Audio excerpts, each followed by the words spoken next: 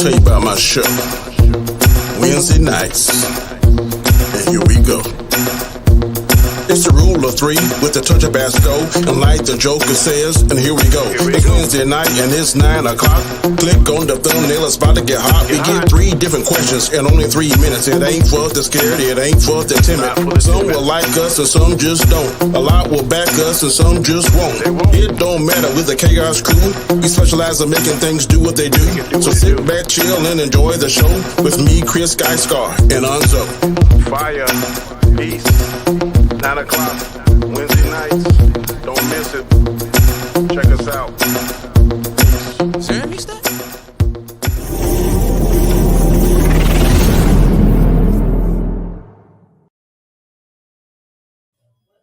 What is up, everyone? I am Chris Knight. This is the Rule of Three on Khaos Central, the third show of the week normally. And we are ready to go. We have the final 5 because we got the 3 in the house right now.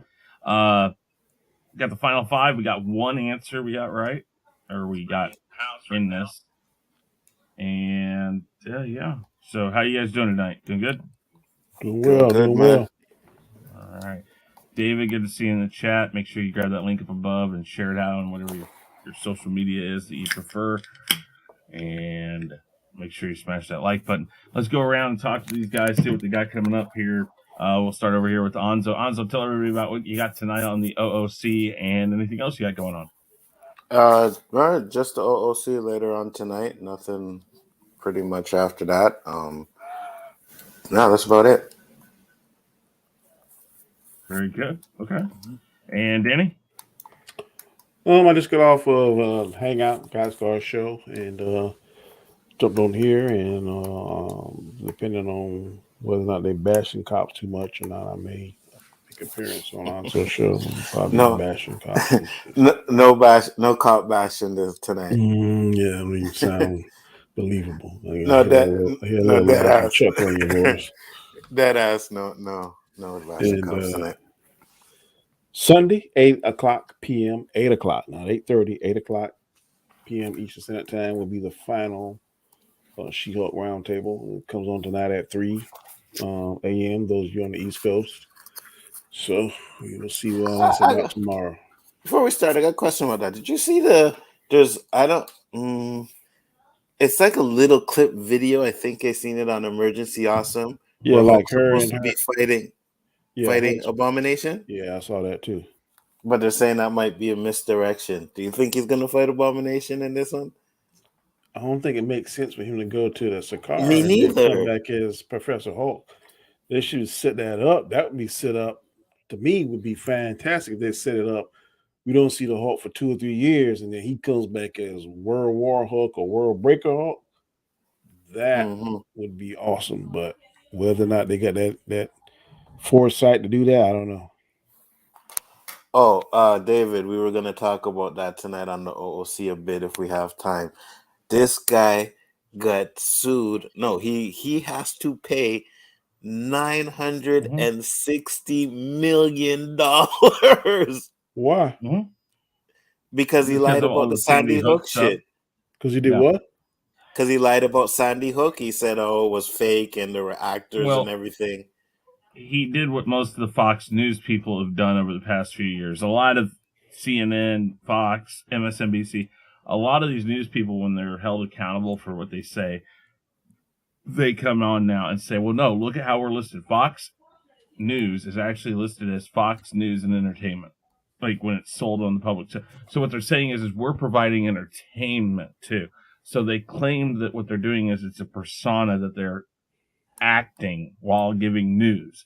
So he tried to play the same thing where he said, well, I have this persona. People expect me to say these things. And so I said it, but I don't mean it. I don't really believe it. I believe it's all true and stuff. Basically talking out both sides of his ass, but I believe it's true for night. And if I was saying all that stuff and they said, I'd be like, no, I'm sorry, guys, it was true. Absolutely. Oh no, he had to admit that it's true anyways. He said, I believe it, but they still said, oh well, too late now. But Well, But does he have $960 million? Well, I don't think he so. has a lot of subsidiaries, and what they also caught him when they were getting ready to hand down the verdict, the judge required that he hand over financial statements on all of his holdings because somebody tipped him off. He started moving money around.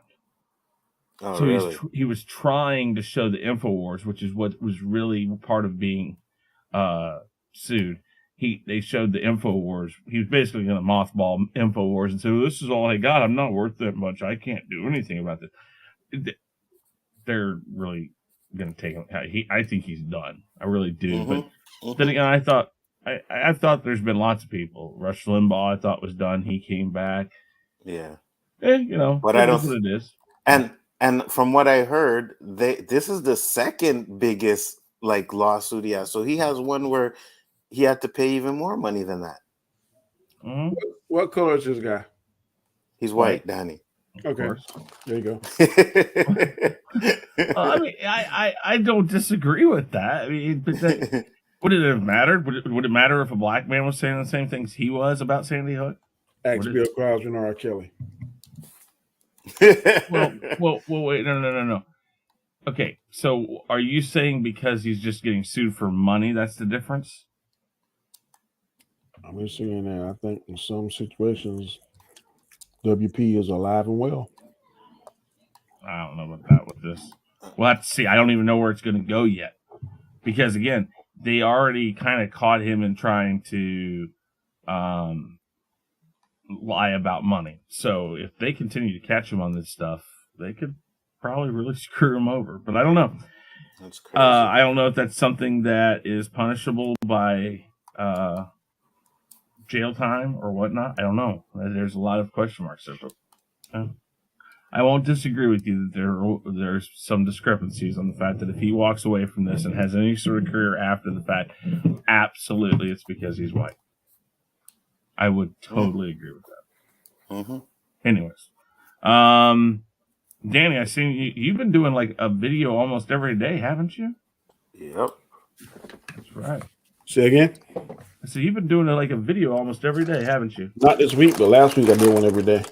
Okay. Yeah, I've been seeing that. Oh, you muted yourself. There you go. I'm about to get back on it. Yeah, I know. I saw that. One tonight. As soon as I get done here.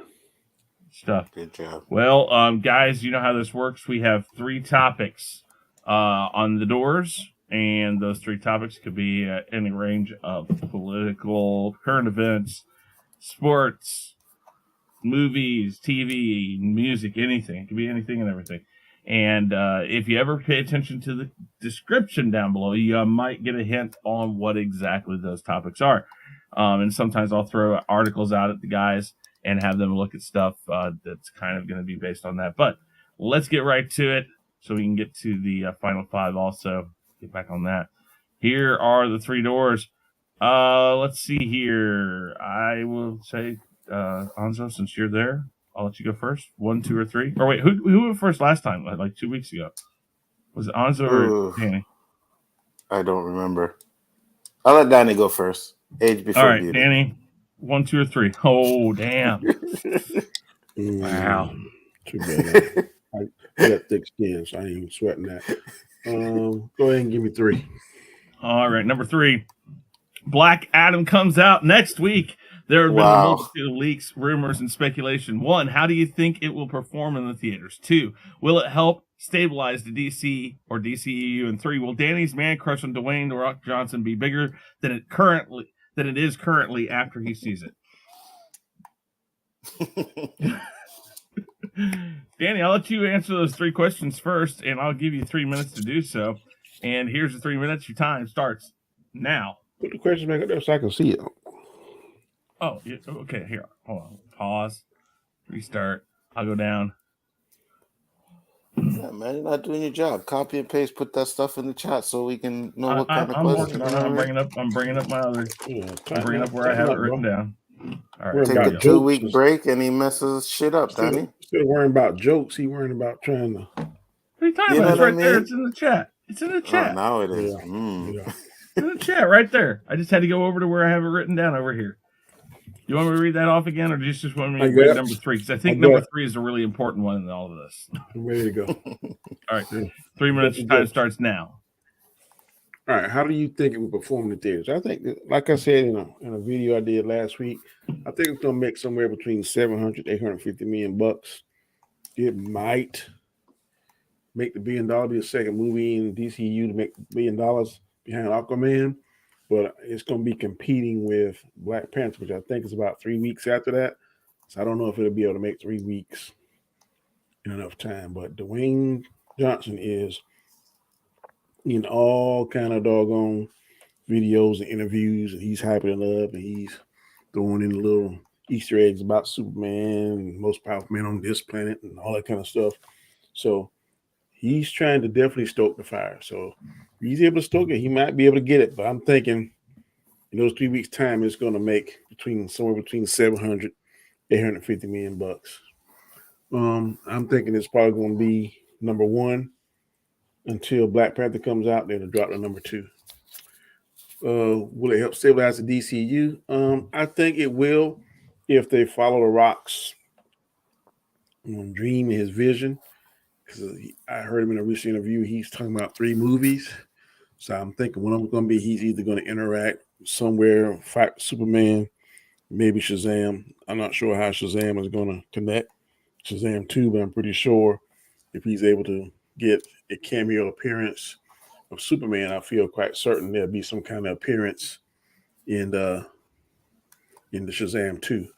And if I remember correctly, in the Shazam 2, they kind of mentioned him because they had all of the Shazam family sitting in the different chairs in the Shazam cave.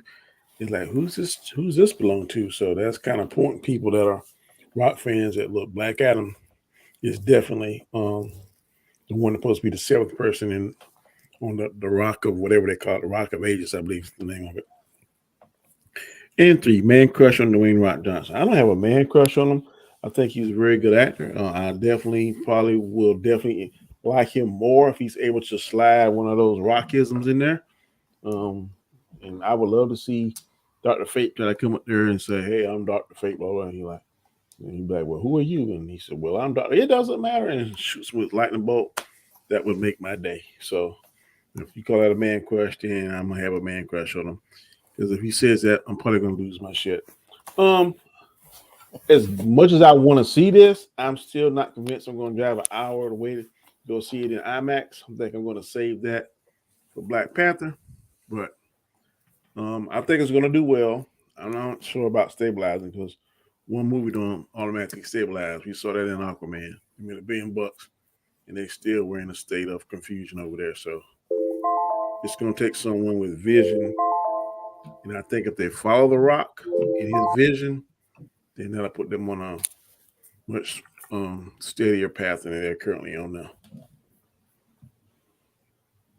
Okay, very good. All right, I don't know, Nzo. Wouldn't you classify that as a man crush? Oh, he's definitely got a man crush on The Rock. Right. I seen the Twitter post. 3 minutes. My daddy told me if you ask for something, you might get it. If you don't ask for it, you probably won't. You'll never get it at all. I agree. Sure. All right. And I just wanted to say one thing real quick. Basil, I agree with you 100%. Under episode 6 was garbage. It was boring. It was trash. But let's go. All right. 3 minutes. Go. All right. So question number 1 is, how will Black Adam perform? It's a good question to be asking, especially with the fact that, a lot of people are like not satisfied with a lot of the DC EU properties. I still think because it's Dwayne, he's going to bring something to the role and, bring his audience. So it should make around, like Danny said, maybe $700 to $800 million. I could see that happening. It's possible that it could reach $1 billion if it's good, because he said Black Panther comes out like 3 weeks after, which is true. But if Black Panther 2 isn't good and Black Adam is good, then I could see a lot of people going to see Black Adam a couple more times, right? So it all depends on the story, man. It really does on how it's going to do in the box office. If all the rumors we're getting and all the talk is correct, because a lot of people are looking forward to that Henry Cavill thing. So they're going to go out and see it the first week for sure. But if he's not in it, that's going to be a big disappointment. So we'll see how that happens. What was the next one? Will it help stabilize the DCE? No, man. There's a lot more issues with the DCEU than just, this Black Adam stabilizing it, because they still have to fix a lot of the Zack Snyder Justice League stuff. And I don't know, man. I think it will help. I think it maybe give them a little something to fall back on or to follow. But as it goes to with stabilizing it, I'm not 100% sure about that. And now the biggest question is Danny's man crush. Yeah, Danny has the hugest man crush on The Rock. There's no problems with that, no issues. Hey, man, if that's one of his favorite actors, I got no issues with that. But if The Rock says anything from his WrestleMania days, I would definitely want to be in that theater, because he'd probably pull like a Terrence stand-up clapping. Yes, that's what I'm talking about. Do you smell what The Rock is cooking? I can smell it, Black Adam. I can smell it. You know what I mean?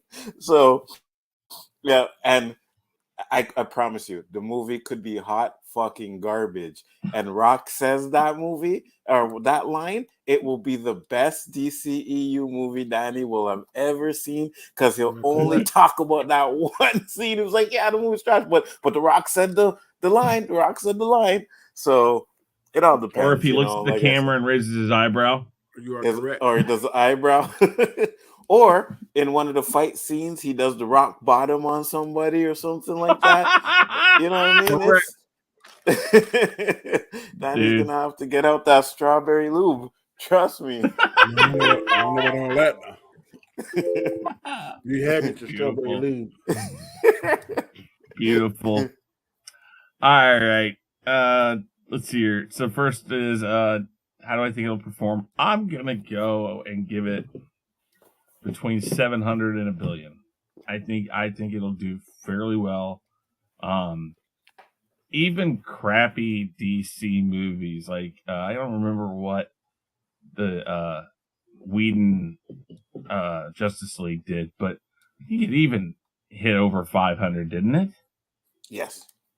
Yeah, and if that did that, I mean, I can't imagine this movie would be that much hot garbage. But I mean, and it's a Dwayne Johnson movie. Those things, that kind of makes it happen like that. So I think it'll do between 700 and $1 billion without question.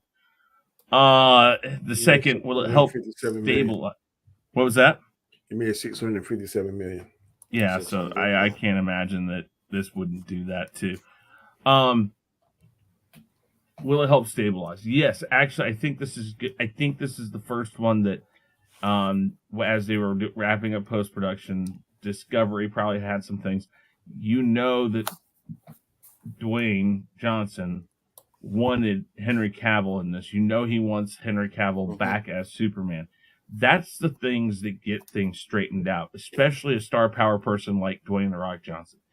If he wants it, and if you have the heads of Discovery saying they want to head back in the direction of the Snyderverse, those things help direct it that way. If he gets Henry Cavill back in here, if that ends up happening, then yeah, that's basically them saying we're heading back that direction. So will it help stabilize it? I believe it will, especially if they go back to that core storyline they were working on, which is basically leading to Justice League 2 and who's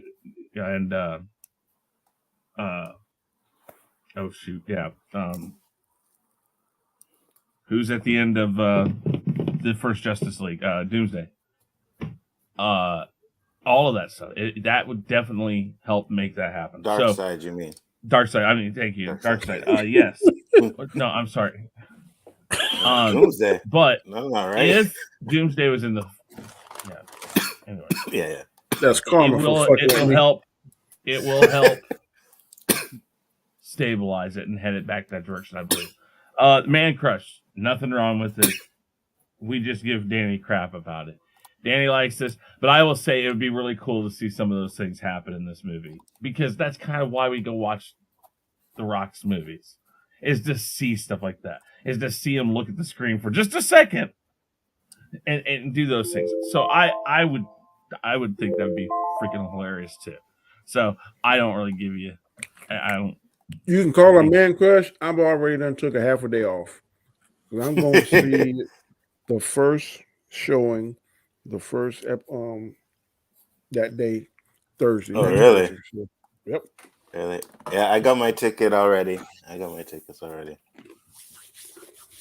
Yeah, I think we're gonna push back the Rumble next week to the week after, and do 2 weeks in a row. I mean, if it's Friday, I can do it, but it's Thursday. I can't do next Friday because next Friday I have two shows. I have a show Friday and Saturday next week, and then the next Friday and Saturday after that. Nobody missing Black Adam for no damn YouTube. Sorry. Yeah, but nope. But 3 minutes to talk about this together. I'm right with you, Nzo. If the Henry Cavill speculation doesn't happen, this movie will probably tank. Even if it's decent, I think people want that so bad right now. I agree. Yeah. That if it doesn't, I don't know happen, about tanking though. Well, I don't know about tanking though, but I don't think it will make as much money as it could make if he shows up. Because if he shows up, it opens up so many new doors, right? Yeah, I agree. Yeah. Uh-huh. I don't think The Rock would be making these little slick comments.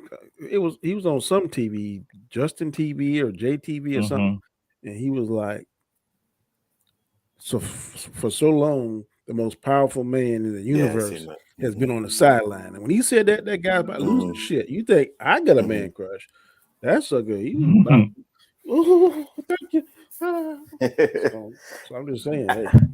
And there was another video where Rock was talking about him and Henry Cavill are boys, right? Yeah. So not only are him and Henry Cavill boys, Rock's ex-wife is Henry Cavill's manager as well. That is correct. They're in the same company.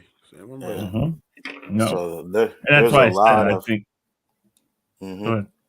No, I was just gonna say there's a lot of things there that could go right. You know what I mean? Yeah, it sounds like a perfect storm is brewing to me. Yeah, exactly. And it's possible it could save the DCEU. It could. It really could. It sure could. And that's why I'm saying is those things right there are huge steps forward. Get Henry Cavill back in. Make it so we start talking about Man of Steel 2. You get Ben Affleck in for at least a standalone movie on his own, hopefully. Whatever happened whatever happening with the Flash movie, you fix some stuff, you change some stuff around, which I believe is what they're going to try to do. They're going to try to go back and kind of do some reshoots. You can fix this really fairly easy. MCU was so far ahead of DCU, but this Phase 4, they kind of got stuck in quicksand, so to speak. And if the DCU gets 3 consecutive good movies, I think it'll erase all that distance that they had. If you get all of it, I think it'll definitely make it. Unless Black Panther is a home run, which is with some people saying it's doubtful, but that's your next batter in the batter's box. If you don't hit a home run, that's going to let and Black Adam does. That's going to gain more ground. If you do a Black Adam, then if that Shazam movie is all right, then we do a Man of Steel 2, and then they do maybe a Shazam versus Superman versus Black Adam. I think that'll do a lot, and then we don't know how this Aquaman 2 is going to be. So I think it'll catch them up. Absolutely, it might. I mean, I just know that if Discovery finds a way to loop this back around and keep that little thread that they still had tied to the Zack Snyder DCEU universe that we know of, if he could do that, there's no stopping him necessarily. So yeah, totally agree. All right, Nzo, 1 or 2? Door number 1. Door number 1. Blade has now been delayed till September of 24. Many people are saying this is a bad sign, but others say that it's a good sign that because of the darker tone and other elements to get the movie right, that Marvel is treating this as not your typical MCU movie. What are your thoughts? All right. Grab that and put that into. There we go. And we'll bring up the thing. Time starts now. I don't know. I'm not really concerned with the delay. I believe the reason why the delay is because Blade lost its director, and not only did it lose its director, I heard there was like they had only Blade having 2 fight scenes in the movie. I heard that from some YouTuber video I watched, so don't take it with a grain of salt. So they could just be trying to, fix the story, make it a little bit more better, and also, to add some stuff from the phases, because like we said earlier, this phase 4, like Danny was saying, this phase 4 has been really weak. You know what I mean? I liked No Way Home and I liked Multiverse of Madness, and pretty much that was it. The darker tone, though, the stuff that they're doing now has me really thinking that they can have darker tones, man. I watched Werewolf by Night, thought it was really good, and there were some things in that again that Marvel doesn't do, and they did it with Multiverse of Madness. So maybe they're trying to make Blade a little bit more darker, which I hope they do. If they want to give it an R rating, they could do that as well. I wouldn't have an issue with that.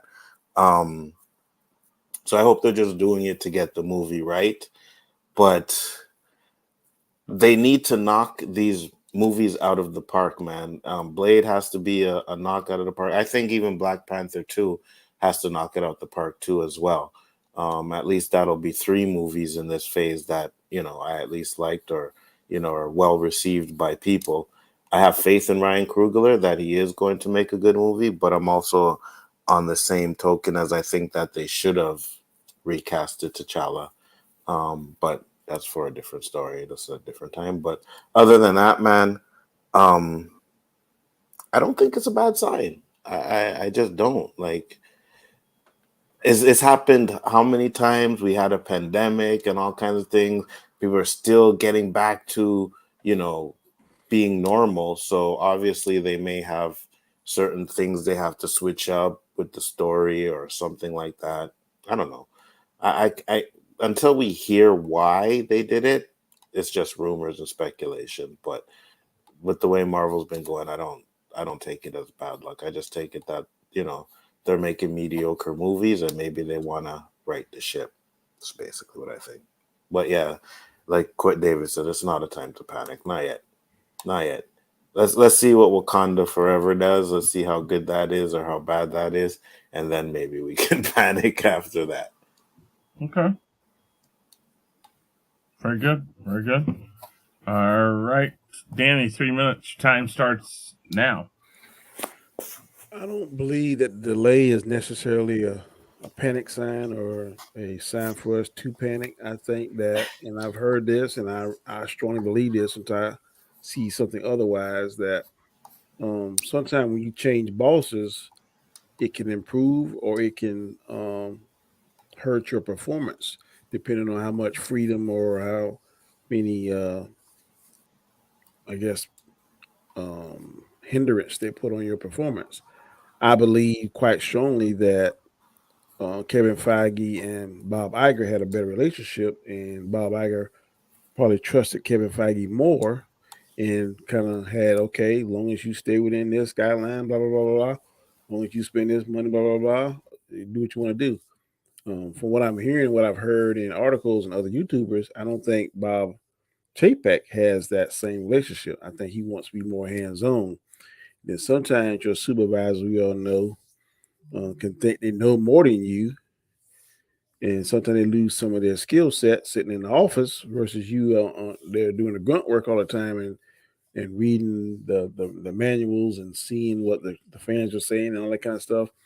You may have a more better working knowledge, but because they're the boss, you got to do it their way. So I think that's what's going on a little bit with um, MCU now and Kevin Feige. Why Phase 4 doesn't seem to be as popular to the fans as phase 1, 2, and 3 were. That's one theory. Now, I was on another YouTube channel, and he was saying that he don't believe that Blade was even in Kevin Feige's um, on Kevin Feige's radar to do. But you get a call from a 2-time Oscar and saying, "Hey, I want to be a part of your team. And I want to play this." That's kind of hard to say no. So, but I think if Blade was in fact a part of Kevin Feige's plan, that he would take more care and make sure something like what's going on now wouldn't happen. But if he wasn't, and he was just trying to maybe appease and trying to say, okay, this sounds like a good idea. Sometimes things that sound like a good idea isn't necessarily a good idea once you start to put things into play and they don't work. I feel for Mr. Ali because I feel like he was working out as far as martial arts his last year and a half, 2 years, and now he sees the script, and the script's only 90 something pages when a regular script is 200 something pages, and you see the read script and there's only 2 lackluster fight scenes, and we know Blade to be one of the most skilled martial artists in the MCU universe, so that would make anybody feel a little frustrated. So, but whether or not this is going to totally derail the Blade movie, I don't know. I just have to kind of wait and listen a little bit more. But right now, I wouldn't panic. Okay. So we saw this with the Multiverse of Madness. Director stepped down either because what he says he wanted to do it darker, and they didn't want to go that dark or whatever. They went with Sam Raimi. I think that turned out really well for them. There are things when you go back and watch Multiverse of Madness, you're like, okay, maybe this wasn't as good of a movie as I thought it was originally. But that first initial look at it was like, wow. And like Nzo said, we're starting to see Disney say, hey, okay, and I say Disney, I know it's Marvel, but Disney's the ultimate yes or no people. We've seen them start to make these moves to make things darker.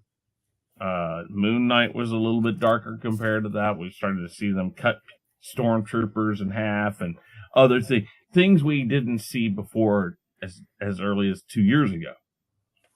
They've definitely started to show we're willing to at least try to move the needle that direction. So perhaps this is the way of saying, okay, we want to get this right. We know that we need to add some more stuff, much like what Nzo and Danny said about, there's a lot of stuff that happened here that we've heard now that quite possibly once that got out and people started saying stuff, and now there's all these YouTube videos and these articles about how Blade's doomed, Blade's done, it's not going to happen, it's getting canceled, they just haven't announced it yet, all that stuff. I think this is their way of saying, stop, put the brakes on, let's talk about this. We want this right. Because Blade will fall in line with Deadpool. It'll be on that level, just not with the comedy. And so that's important. If they want to add elements that we've wanted into the MCU, it's important to get this one right. And sometimes it's best to say, okay, let's pull this over. Let's sleep for an hour or two because we've been driving for 48 straight hours. We don't need to wreck this thing. Let's wait, look at it, see what we can do better, see what we can fix. Let's get some stuff right, and then we'll get back on the road here in a little bit. That seems to be the same thing they did with Multiverse of Madness, and I think it worked for them. I think this has a good chance of working out for them also. And last but not least, with 20 seconds left, I turned to Disney Plus the other day, and I actually saw one of the first things listed on there for me to watch was Deadpool on Disney Plus, rated R. I don't know if they have another rated R movie on there right now. I was like, holy shit, they're really putting this on there? And so maybe they are trying to make that move. And, I mean, I don't know about you guys, but I think that this might be that again, much like with Multiverse of Madness, it's their way of stopping and saying, okay, we want to give these people this stuff, but we need to do it correctly. Because Disney and Marvel, for the most part, have not given that gritty, dark content. Correct? I agree. Okay. So, I mean, maybe this is their way of doing that. Mm-hmm. What do you think? What was that? Oh, yeah. So, I said maybe this is their way of saying yes, we do need to stop because we need to give them that gritty, dark content. It's possible. It's possible. I think that I think the real test was the what if, and then they took it a little bit step further into the multiverse of madness. Then we got like Werewolf by Night, which I see hands getting cut off, ears got ripped out, and they showed the sword in the girl's head. I was like, okay, that's interesting. So I think if they're doing this, then I think Blade could possibly be one of those R-rated movies. A lot of people are saying that it has to be R-rated. I personally don't think it has to be. I think it could be at least like on Multiverse of Madness level, or maybe even a Werewolf by Night level, and it would be great. So I think that, like I just said, I just saw Deadpool on Disney Plus, and it just surprised the hell out of me. So I do think they're trying to push that direction. So we'll have to see. But Danny, what do you think? It must be in a doggone the Midwestern Park. I'm looking at Deadpool now. I don't see it on my Disney Plus. Oh, yeah, no, Really? I saw it. Yeah. Well, I have Star, so when I have Star, I get all of that stuff on there, right? I get like all kinds of R-rated stuff. So it's hard to say. I think they are leaning a little bit more towards the darker side, the more gore stuff. I think they know that their audience is clamoring for it in some aspects. Like Nzo said, Werewolf by Night, I think that was a little bit more to get over because well, right there. Well, I'm not doubting. I'm just saying, man, what I'm looking at. I know. That it was bloody. I think the black and white kind of saved that. I don't know if it was colored. I don't know if it would go over because you could see stuff like it, but not the detail if it was like colored. But hey, they got to change their times. They want to keep their fan base. So. And absolutely, and everybody always saying that their stuff is formulaic already, right? So you should change up a little bit. And like I said, I don't need to see all that blood and everything. The stuff could be implied like they did in Multiverse of Madness, and I think it would be perfectly fine. Like they could do a lot of stuff and still keep a PG rating and still have it like, ooh, that's pretty dark. So yeah, right there, Logan, Deadpool, and Deadpool 2. That's kind of crazy. I just was surprised because right there up at the top says Disney Plus, and I do not attribute those 3 movies to Disney. So I'm sitting there going like, obviously they started.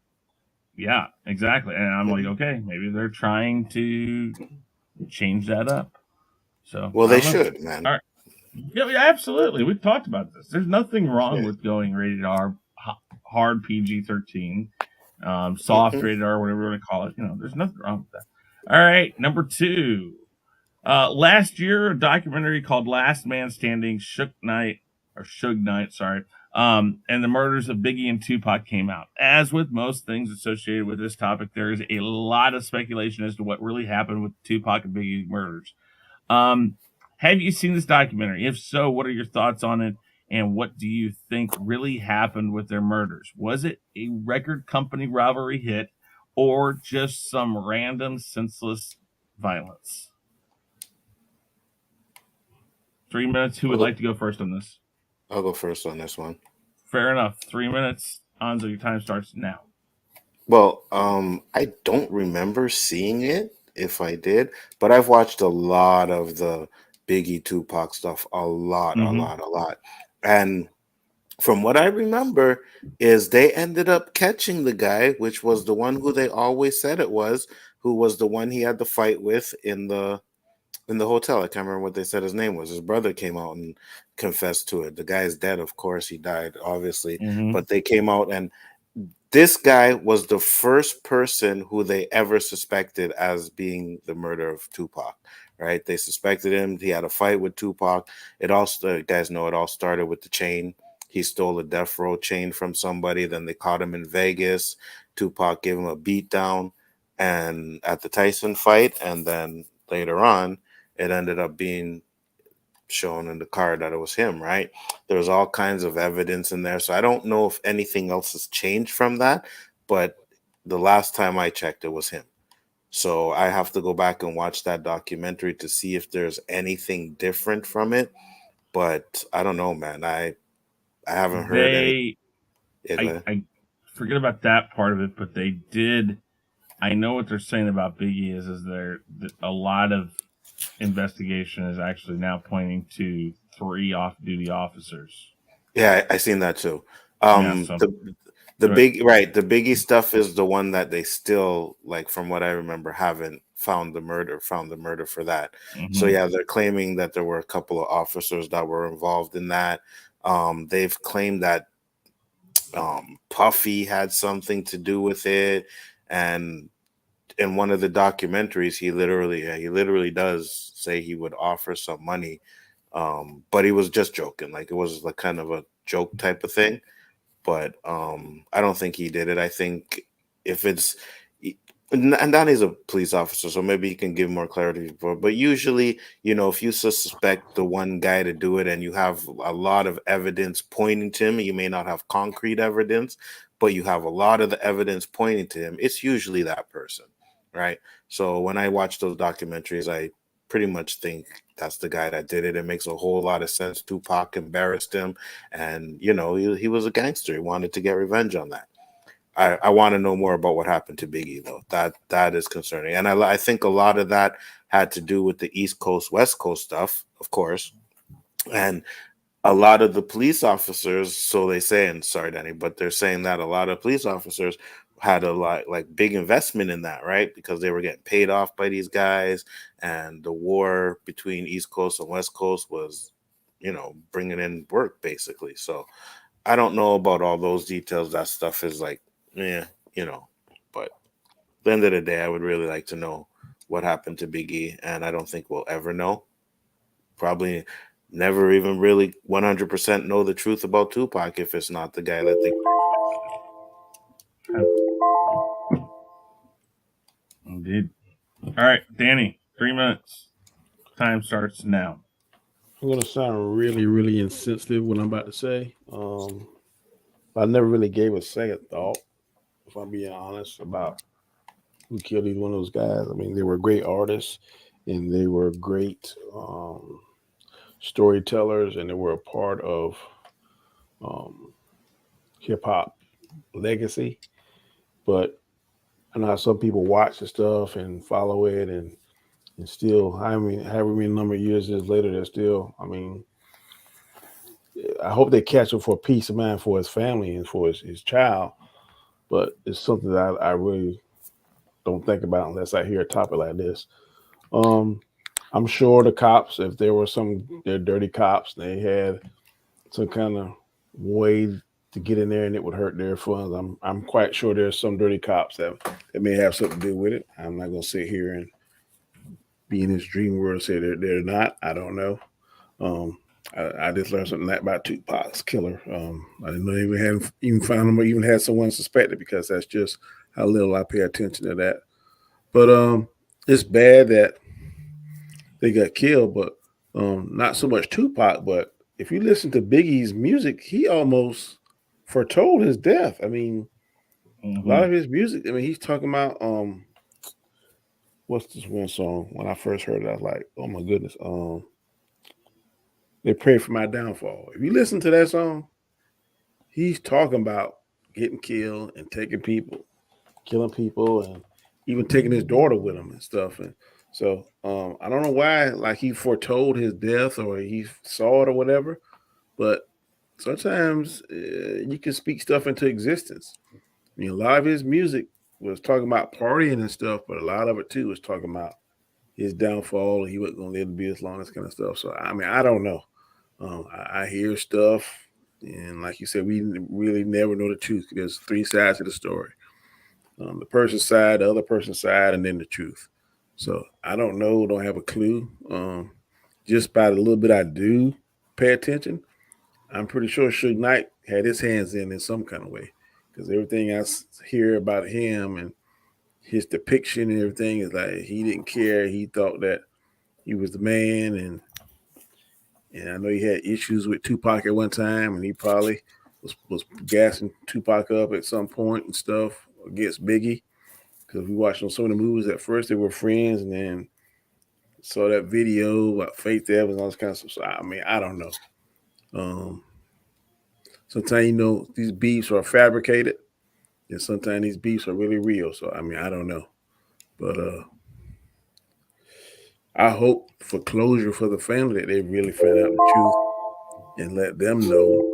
But is it something that I'm really clamoring to find out or concerned about? I'm really not. And you know what's funny, Danny? When you were talking about Biggie and his song, Tupac is actually on an interview saying he's not going to live past 25. Damn. Yeah, that's crazy.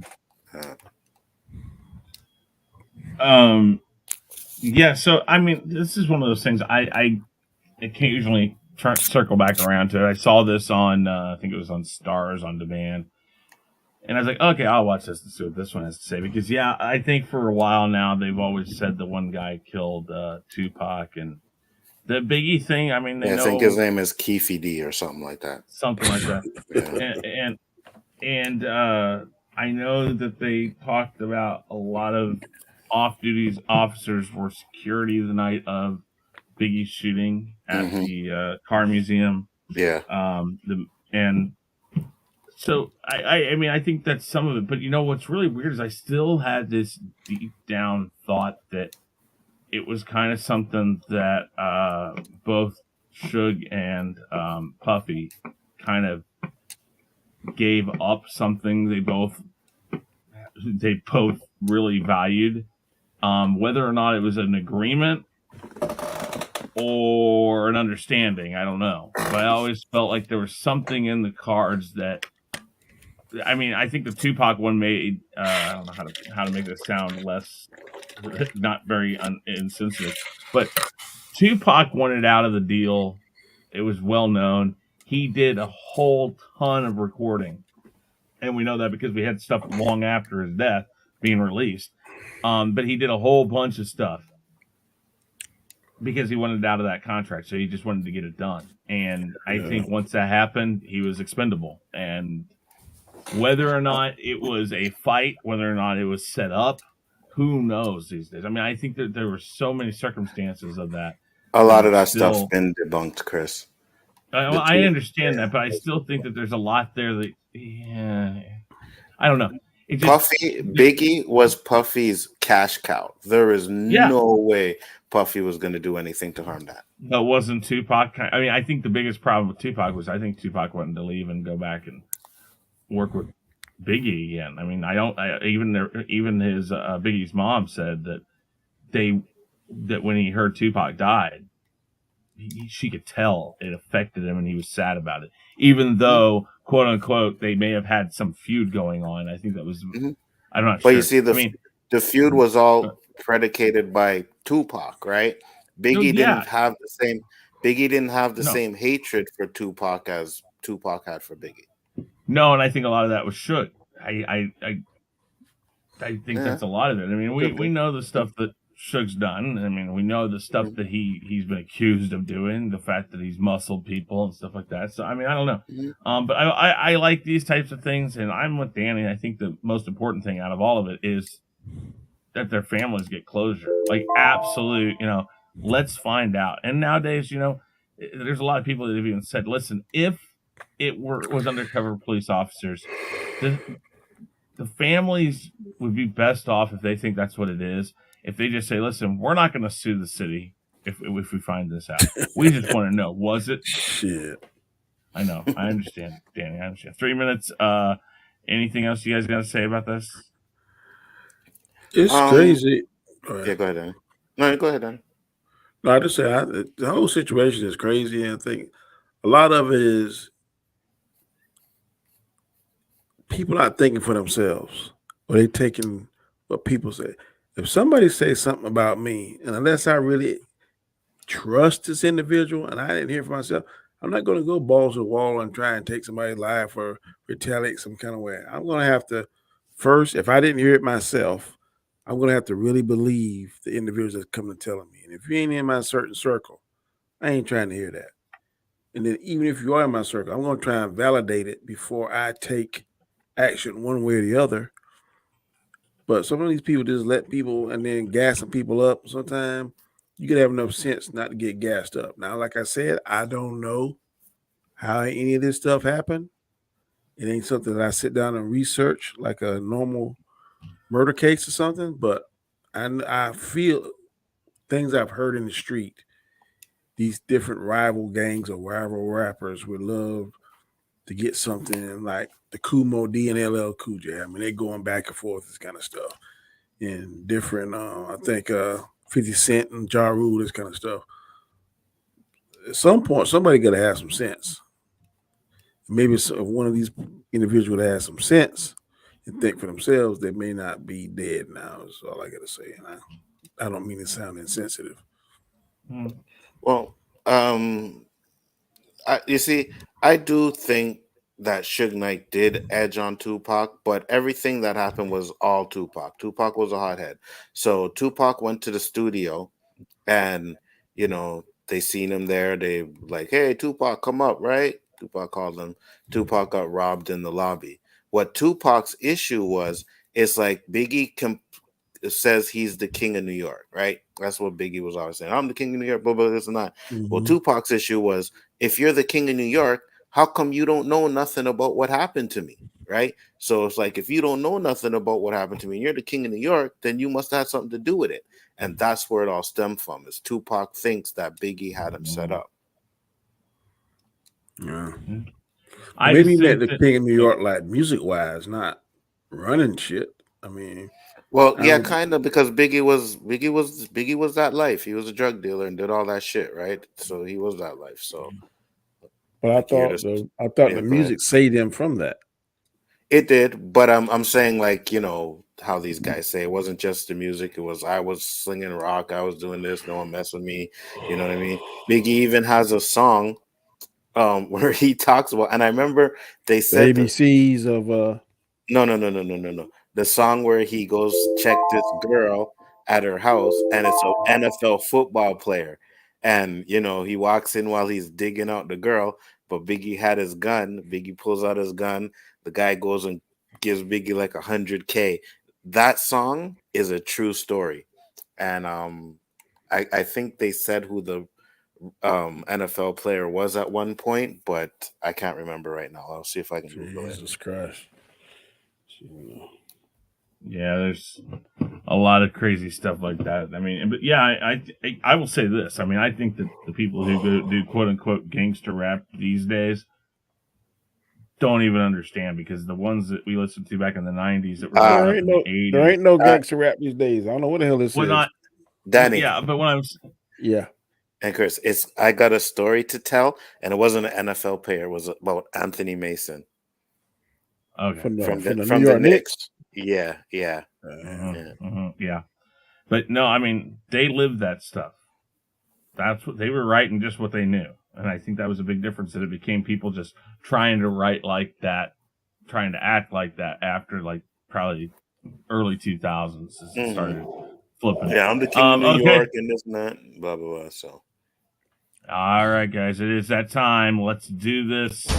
5, 4, 3, 2, 1. And now for the moment that everyone's been waiting for. It's Khaos Central's Final 5 Fact or Fiction. Yes, the Final 5 Fact or Fiction is very simple. 5 questions or 2 answers, fact or fiction. We go back through them. We find out who got what. And I need to bring up the total scorecard. Let me see here. I should have this. What was that? Second, I believe. Oh. Let's see here. Let me get into this, and we'll go into the tally.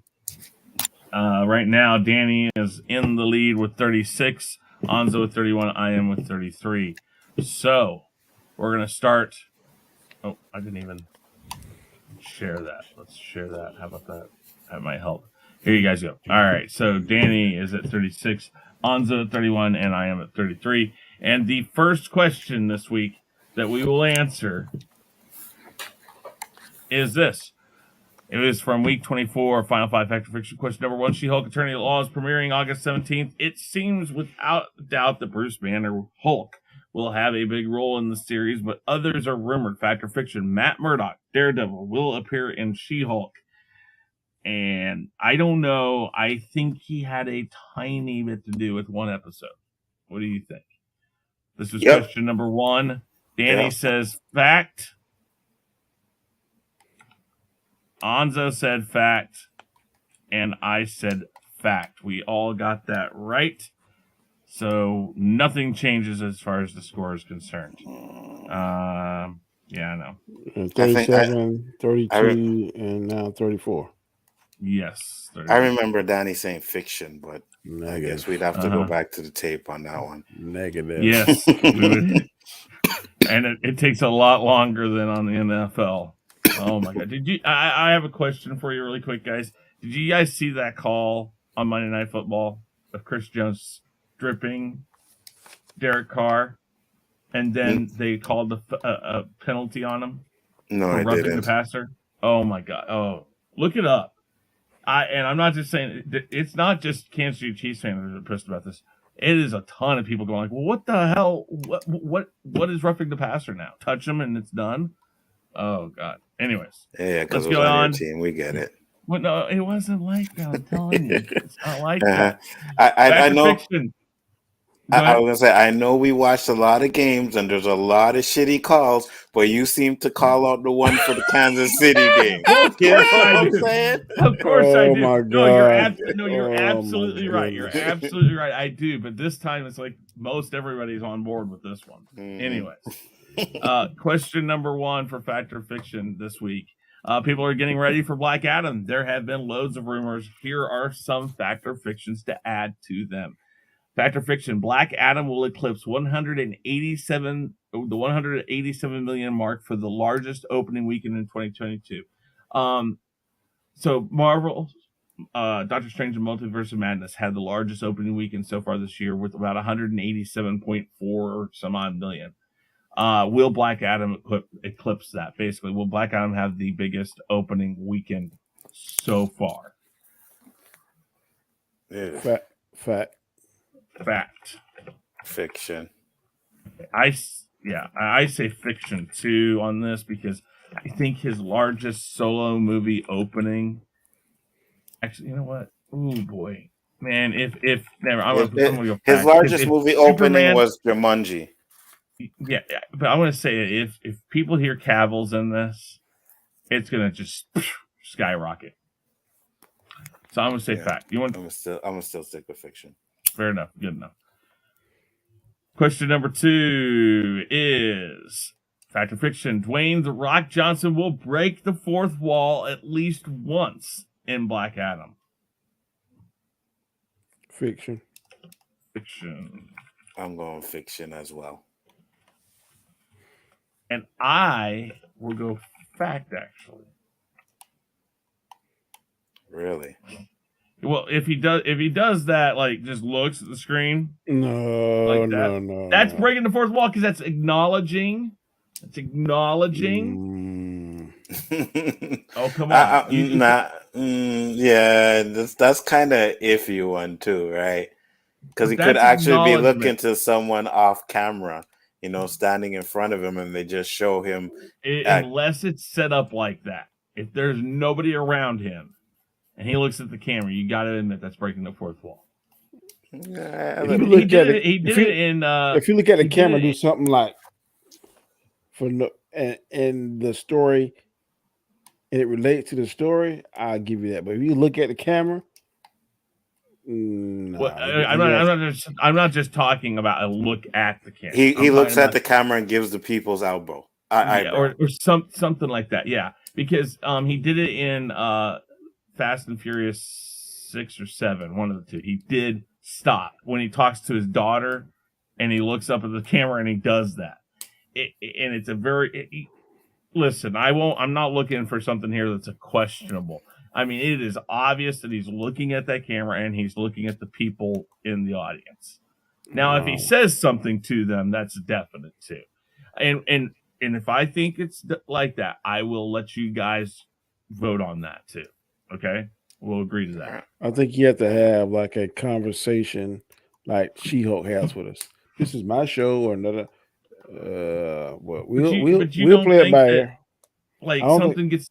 Yeah, okay. I mean, we'll talk about it if it happens. I don't think he'll break the fourth wall, even with the look. Okay, fair enough. All right, but that's fine. We'll discuss it if it comes up. Question number 3. Let's see here. Question number 3 is fact or fiction. Black Adam will be Dwayne Johnson's biggest solo box office movie, meaning not a team up like Jumanji or Fast and Furious. His biggest movie so far solely is it was The Mummy Returns, I think. Or no, not that. No, I mean Scorpion King, I think is what they said. I'll have to look it up again, but I think solely speaking it was that. I'll have to look it up because I saw that today. I thought it was Rampage. I don't know. But will this be the largest? Yes. Look it up real quick here. Yes. Well,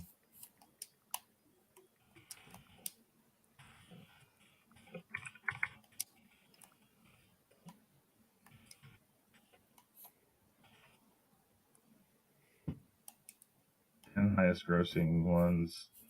Number 10 is Rampage. Number 1 is, well, never mind. That's not right. Because it shows Jumanji, right? Yeah. Fast and Furious 6, Hobbs and Shaw, Mona, Fast 5, San Andreas would probably be at $473 million. That's what you're looking at right there. So, yes. Yeah, so, Danny says fact. Anzo? Fact, of course. Absolutely. Okay, yeah. I think that's definite. I think this will do more than that easily. And question number 4 will be, if Superman makes an appearance, they will use part of John Williams' original score in the scene. So think of the Batman versus Superman. When Batman shows up in that fight at the warehouse, you hear what I will call the original Batman theme from Batman 89. Yes. Just in that. Will that happen with John Williams' score from the 78 movie that Christopher Reeve was in? You saying we hear that dun dun dun dun, or will we hear the thing that he did? Bum bum bum bum bum bum, something like that. Something that is absolutely from that. I think we hear what we saw in Man of Steel. Is that comparison to John Williams? You know, like when his dad is no, talking I mean to him? it would be direct from it, just like what they did with what I can't remember the name of the composer for Batman versus Superman. It was the same guy from Batman 89 though. He took just that portion of his song from Batman 89 and put it in there. So what I'm talking about is the 77 or 78 version, not the Man of Steel one. So which would be basically like bum bum bum bum bum bum bum bum, something like that. I'll say fact. I say they're going to give us some sort of originals. Yeah. Mm-hmm. I will say fact too. And then we can discuss it because I'm sure if they do that, they'll put it all out. Whatever. Fact or fiction? Okay. I guess fact. And last, Black Adam will be the first step in restoring the Snyderverse. Basically, hear me out here. This is another way of saying that Superman will come back, because if Henry Cavill comes back, that is a first step in it, is it not? Because so far until this movie, Zack Snyder had nothing to do with it. Well, no, but I'm not talking about Zack Snyder has to be hard. So the Snyderverse is more of the storyline that they were going with. So even Aquaman was supposed to fit into the Snyderverse, even though Snyder didn't do it, because it was supposed to tell the story leading into Justice League, which was why when they showed his Justice League, it made more sense to me with Aquaman, because they actually added stuff in there that played with Aquaman better than the original Justice League. That's a tricky question. Because let's say, for instance, that you decide to quit YouTube, but you get somebody permission to use the Re-Review 3000. It is using the name. But if you ain't got nothing to do with it, that ain't actually. But the themes of it. Well, they might use it and do something totally different. They might use Superman, but then do something totally different that Zack Snyder wouldn't do. But if you're talking about like, I mean, maybe more, and maybe this is how I could re-describe it, is that more of the DCEU direction we were getting when Snyder was a bigger part of it. They call that the Snyderverse. That's kind of the tricky part here, is that what the DCEU did up until the Justice League crap movie they did was very much considered the Snyderverse. But let me give you a perfect example. The Daredevil we see on She-Hulk is totally different than the Daredevil we saw on Netflix. They're using the same character, but they're doing something totally different with him. So I mean more direction of this. So will they go back? Okay, so if Cavill comes back, is that the first step in Affleck coming back and doing another movie and continuing that? Well, we already know that. That's a useless answer because we already know he's going to be in Aquaman. They already revealed that. But we know he'll be in Aquaman. But I mean, are we going to go back to the discussion of Ben Affleck gets his own standalone movie, Man of Steel 2, the direction it was heading before Warner Brothers and AT&T put the brakes on it and started doing all the stupid shit? Would this bring back more of that direction that they were heading in? I think they hit that direction. I just think the title is wrong. I don't know if I would call it Snyderverse. Well, that is what a lot of people call it. So I would go restoring the direction that the DCEU is going in. If you say it like that, I'll go with fact. Okay.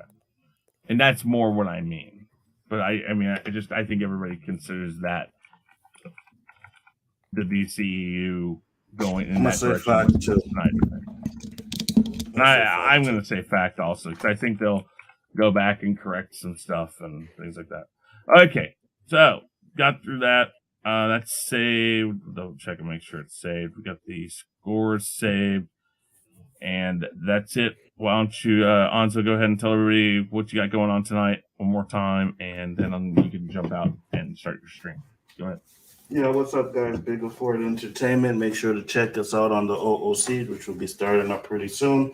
Appreciate it. Chris, it was a good show today. Thanks, man. Thank you very much. You have a good time tonight. Danny, tell everybody about yourself. I'm Danny, a.k.a. Comic Chat. You can find me here on Wednesday nights, 9 p.m. Eastern Standard Time. My show, The Chaotic Conversation, on Mondays, 9 p.m. Eastern Standard Time. And then once Nzo gets off his hiatus, his show will be back on Khaos List on Tuesdays, all at 9 p.m. Eastern Standard Time.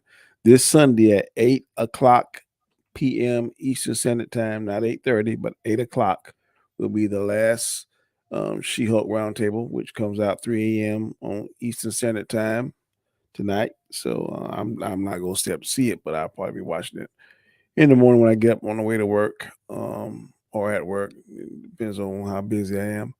And Wednesday nights, you can catch me at 8 o'clock on Guy Scar's show, The Hangout.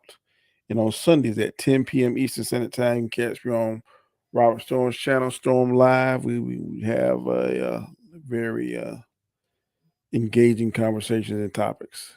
So thanks for the invite, man. Good show as always. Yeah. I'm Chris Knight, Real Review 3000. Check that out. Got the Rumble, Unmasking, Unmasking, a bunch of other stuff. Andor Roundtable will be this Saturday or this Sunday again. Did you notice that there for like 2 weeks, She-Hulk said new episodes every Thursday? It's really weird. Anyways. All right, guys, we're going to head out. Thank you very much, everybody. Good night.